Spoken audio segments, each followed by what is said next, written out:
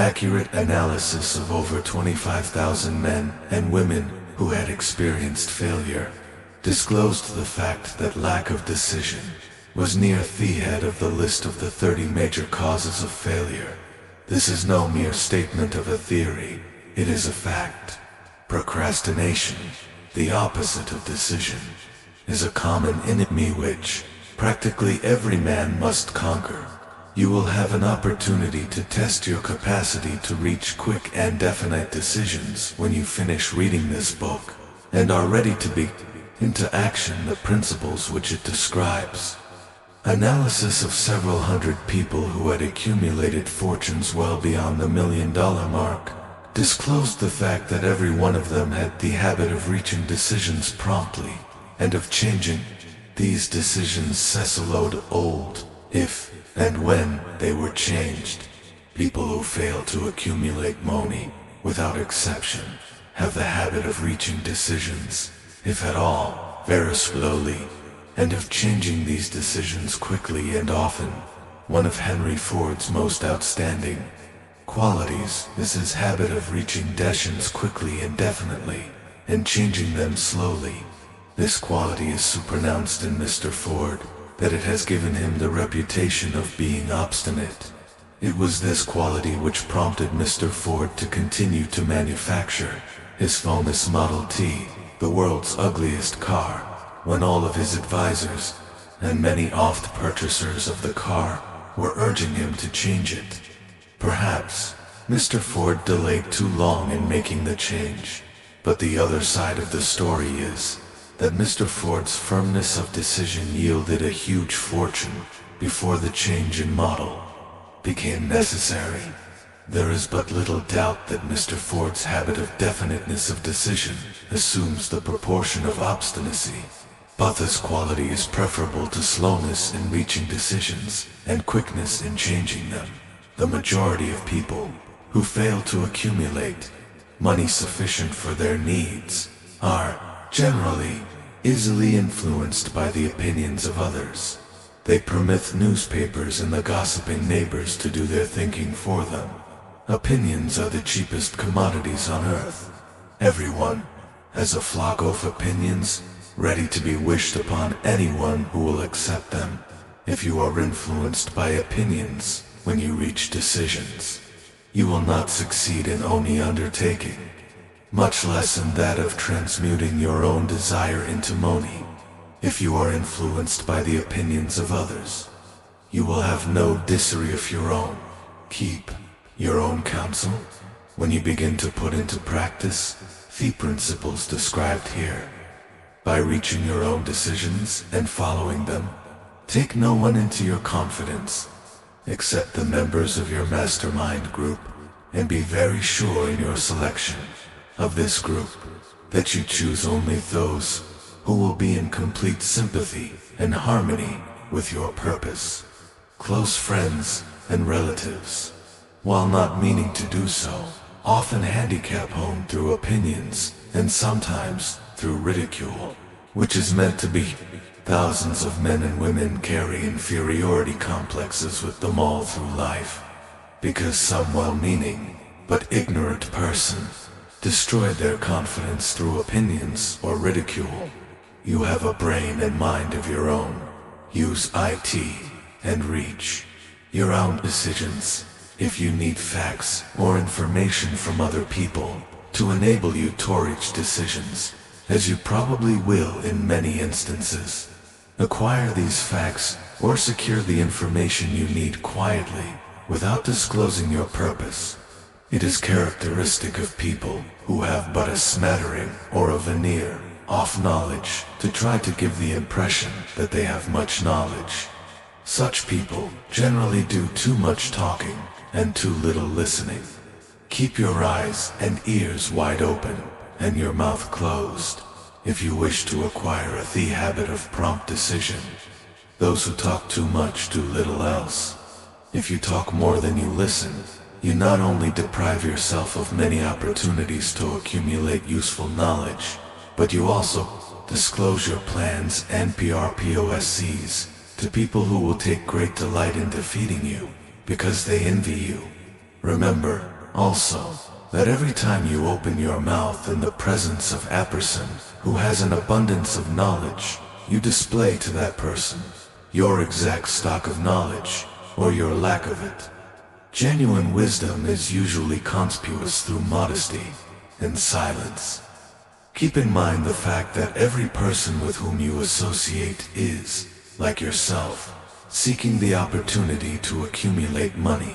If you talk about your plans too freely, you may be surprised when you learn that some other person has beaten you to your goal by putting into action ahead of you the plans of which you talked unwisely. Let one of your first decisions be to keep a closed mouth and open ears and eyes. As a reminder to yourself to follow this advice, it will be helpful if you copy the following epigram in large letters and place it where you will see it daily. Tell the world what you intend to do, but first, show it most. This is the equivalent of saying that deeds, and not words, are what count afford or death on a decision. The value of decisions depends upon the courage required to render them. The great decisions, which served as the foundation of civilization, or reach had be, assuming great risks, which often meant the possibility of death. Lincoln's decision to issue his famous Proclamation of Emancipation, which gave freedom to the colored people of America, was rendered with full understanding that his act would turn thousands of friends and political supporters against him. He knew, too, that the carrying out of that proclamation would mean death to thousands of men on the battlefield. In the end, it cost Lincoln his life. That required courage. Socrates' decision to drink the cup of poison rather than compromise in it. Personal belief was a decision of courage. It turned time ahead 1,000 years and gave two people then unborn the right to freedom of thought and of speech. The decision of Gen. Robert E. Lee, when he came to the parting of the way with the Union and took up the cause of the South, was a decision of courage. For he well knew that it might cost him his own life, that it would surely cost the lives of others. But the greatest decision of all time, as far as any American citizen is concerned, was reached in Philadelphia, July 4th, 1776, when 56 men signed their names to a document, which they well knew would bring freedom to all Americans, or leave every one of the 56 hanging from a gallows. You have heard of this famous document, but you may not have drawn from it the great lesson in personal achievement it so plainly taught. We all remember the date of this momentous decision, but few of us realize what courage that decision required. We remember our history as it wasted out. We remember dates and the names of the men who fought. We remember Valley Forge and Yorktown. We remember George Washington and Lord Cornwallis, but we know little of the real forces back of these names. Dates, we know still less of that intangible power, which ensured us freedom long before Washington's armies reached Yorktown. We read the history of the Revolution and falsely imagine that George Washington was the father of our country, that it was he who won our freedom, while the truth is Washington was only an accessory after the fact, because a victory for his armies had been ensured long before Lord Cornwallis ordered. This is not intended to rob Washington of any of the glory he historically merited. Its purpose, rather, is to give greater attention to the astounding POWR that was the real cause of his victory. It is nothing short of tragedy that the writers of history have missed entirely even the slightest reference to the irresistible power which gave birth and freedom to the nation destined to set up new standards of independence for all the peoples of the earth. I say it is a tragedy because it is the selfsame power which must be used by every individual who surmounts the difficulties of life and forces life to pay the price asked. Let us briefly review the events which gave birth to this power. History begins with an incident in Boston, March 5, 1770. British soldiers were patrolling the streets by their presence, openly threatening the citizens. The colonists resented armed men marching in their midst. They began to express their resentment openly, hurling stones as well as epithets at the marching soldiers, until the commanding officer gave orders: fix bayonets, charge. The battle was on. It resulted in the death and injury of many. The incident aroused such resentment that the Provincial Assembly, made up of prominent colonists, called a meeting for the purpose of taking definite action. Two of the members of that assembly were John Hancock and Samuel Adams. Long live their names. They spoke up courageously and declared that a move must be made to eject all British soldiers from Boston.